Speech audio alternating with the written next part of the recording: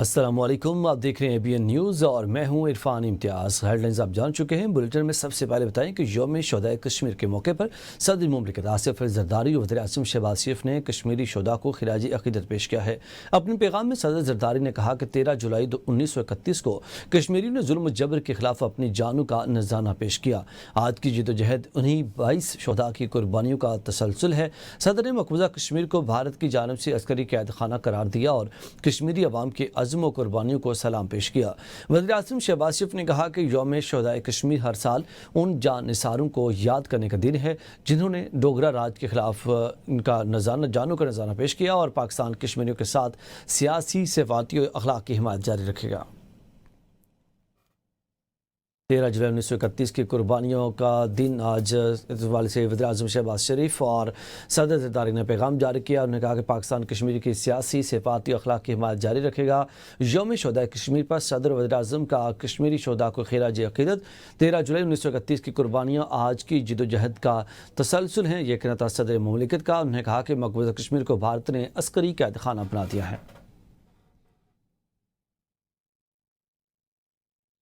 کراچی کے علاقے ڈیفنس خیابان اتحاد کمرشل ایریا کے فلیٹ سے ماڈل حمیرہ اصغر کی لاش ملنے کا واقعہ۔ پولیس کے مطابق حمیرہ اصغر کے زیر استعمال موبائل فون اور لیپ ٹاپ کو ان لاک کر لیا گیا، جن میں موجود معلومات تفتیش میں مددگار ثابت ہو سکتی ہیں۔ کمرے میں موجود ایک ڈائری سے تمام پاس ورڈز بھی برآمد ہوئے۔ پولیس کا کہنا ہے کہ اب تک حمیرہ کے اپارٹمنٹ سے ایسی کوئی چیز نہیں ملی جو قتل کی طرف اشارہ کرے۔ حکام کے مطابق پوسٹ مارٹم اور کیمیکل ایگزامینیشن رپورٹ کے بعد ہی موت کی وجوہات اور قانونی کارروائی کا تعین کیا جا سکے گا۔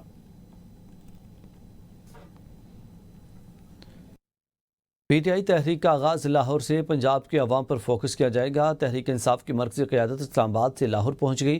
وزیر اعلیٰ خیبر پختونخوا الیمن گنڈاپور اور چیئرمین PTI بیرسٹر گوہر کی قیادت میں پارٹی رہنماؤں کا قافلہ GT روڈ کے راستے لاہور پہنچا۔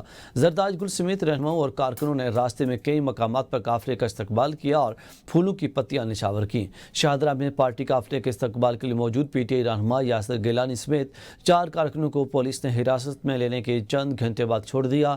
PTI رہنماؤں کا قافلہ لاہور رائیونٹ روڈ پر نجی فارم ہاؤس پہنچا، جہاں قومی اور صوبائی اسمبلیوں کے اراکین کا اجلاس ہوا۔ اجلاس میں احتجاجی تحریک کے لیے عوام کو موبلائز کرنے پر مشاورت کی گئی۔ کسی مخصوص جگہ کو بند کرنے، لانگ مارچ، حلقوں میں احتجاج سمیت دیگر تجاویز پر بحث ہوئی۔ حتمی فیصلہ بانی PTI کریں گے۔ الیمن گنڈاپور تحریک کے لائحہ عمل کا اعلان پریس کانفرنس میں کریں گے۔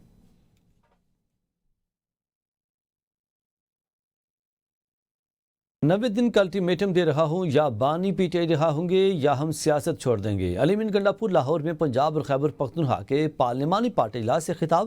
کہا کہ بانی PTI بے گناہ جیل میں ہیں، ان پر لگائے گئے الزامات ثابت نہیں ہوئے۔ بانی چیئرمین بے گناہ ہیں اور محض سیاسی انتقام کی بنیاد پر قید میں رکھے گئے ہیں۔ بانی خود کہتے ہیں کہ اگر میں نے کوئی سازش کی ہے تو ثبوت لاؤ، جو سزا دو گے قبول کروں گا، لیکن اگر کوئی جرم نہیں کیا تو انصاف دو۔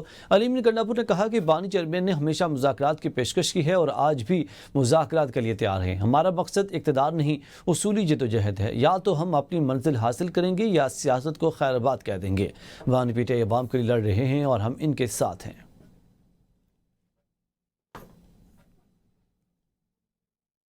تحریک کا آغاز ہو چکا۔ PTI رہنما رؤف حسن کی ABN نیوز کے پروگرام میں گفتگو۔ کہا کہ یہ صرف KP کی تحریک نہیں، پورے ملک کی تحریک ہے۔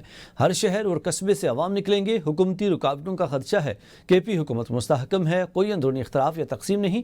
کہا علیمہ بی بی کا پارٹی میں کوئی کردار یا اپوزیشن نہیں۔ قاسم و سلیمان کی پاکستان آمد 5 اگست سے قبل متوقع ہے، ٹرمپ سے متوقع ملاقات کا علم نہیں۔ فارمل آغاز ہے۔ کل صبح ارادہ ان کا کہ 11 بجے جو ہے پریس کانفرنس کرے گی۔ یہ صرف KP سے لوگ نہیں ہیں، MPA سارے پنجاب کے، نیشنل اسمبلی کے ممبران، سینیٹرز، یہ تمام لوگ جو ہیں یہ اکٹھے ہوئے ہیں۔ اس کا نقطہ جو عروج ہے 5 اگست کو ہوگا۔ پورے ملک میں ہر شہر، ہر گاؤں، ہر قصبے میں آپ دیکھیں گے کہ لوگ اپنے لیڈر کی حمایت میں احتجاج کے لیے باہر۔ کوئی ڈویژن پارٹی کے اندر نہیں ہے، کوئی ڈویژن KP حکومت کے اندر نہیں ہے۔ علیمہ بی بی پالیٹکس میں حصہ نہیں لیتی ہیں، ان کی کوئی ایسا ان کے پاس کوئی پوزیشن نہیں ہے۔ فرشتے اگر ووٹ ڈالنا چھوڑ دیں تو اس ملک میں آئین، قانون اور جمہوریت ایک دن میں بحال ہو جائے گی میرے بھائی۔ खैबर पख्तूनख्वा किसी सियासी कशमकश का मुतहम्मिल नहीं हो सकता। सूबे में तब्दीली आए तो पीटीआई के अंदर से ही आए। मौलाना फजल रहमान की पेशावर में मीडिया से गुफ्तगू, कहा पीपी मुस्लिम लीग नून और एएनपी से इख्तलाफ हैं पर दुश्मनी नहीं। पीटीआई और जेयूआई के दरमियान दुश्मनी तो नहीं है, दोनों के दरमियान तल्ख ज़माना गुजरा है। उन्होंने कहा सिंध में डाकुओं का राज है, 3 सूबे बेअमनी की लपेट में हैं, हुक्मरान अपनी अयाशियों में मगन हैं और जेबें भर रहे हैं।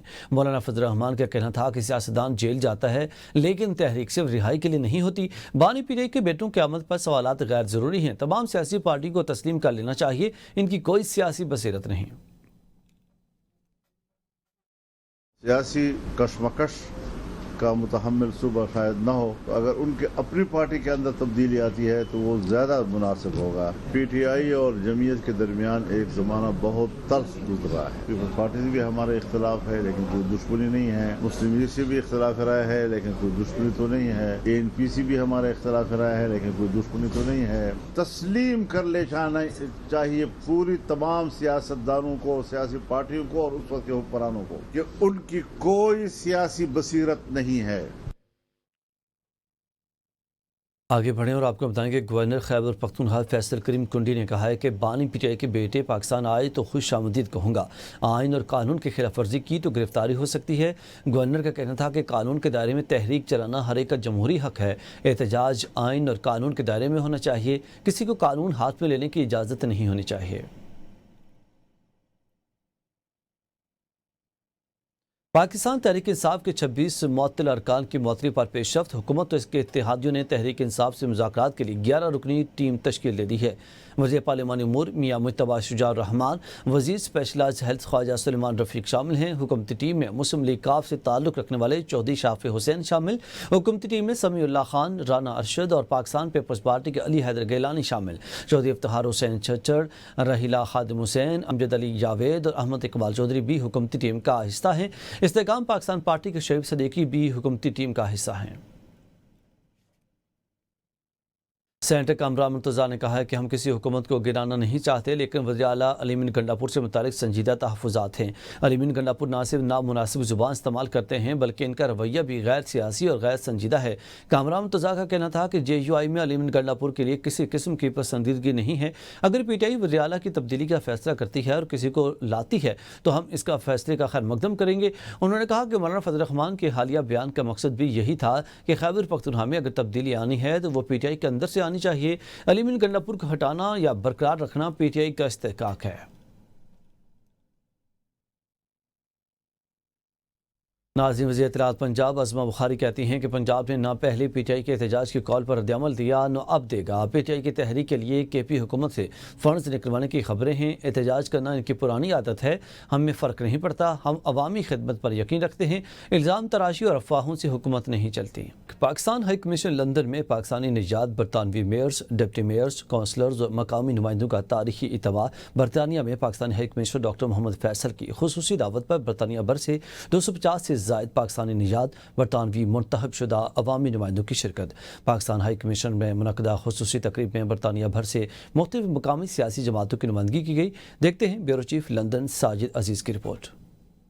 लंदन से लेकर मिडलैंड्स, मैनचेस्टर, ब्रैडफोर्ड, बर्मिंघम और ग्लासगो से मंदोबीन ने खुसूसी शिरकत की। तकरीब में high commissioner doctor Mohammad Faisal समेत chairman UK, Pakistan Kashmiri counsellors forum Liaquat Ali, जाफरान Nawaz Khan, बरतानिया के मुख्तलिफ काउंसलर्स बशमूल रुखसाना फयाज, माजिद महमूद, निजाम आजम, इशरत शाह, निगत खान, तारिक डार और दीगर ने अपने ख्यालात का इजहार किया। चेयरमैन OPF सैयद कमर रजा की तकरीब में खुसूसी शिरकत। मुंतखब अवामी नुमाइंदों ने कम्युनिटी लीडरशिप को इकट्ठा करने के लिए high commissioner doctor Mohammad Faisal और हाई कमीशन के अमले की काविशों को खिराज तहसीन पेश किया। काउंसिल्स ने पाकिस्तान और बरतानिया के माबैन मुआशी, तिजारती, तालीमी और समाजी ताल्लुकात को फिरोग देने के लिए अपने ताउन का भरपूर इजहार किया। मुकर्ररीन ने बरतानिया में मौजूद पाकिस्तानी कम्युनिटी को मजीद मुतहरक करने के लिए तजावीज पेश की।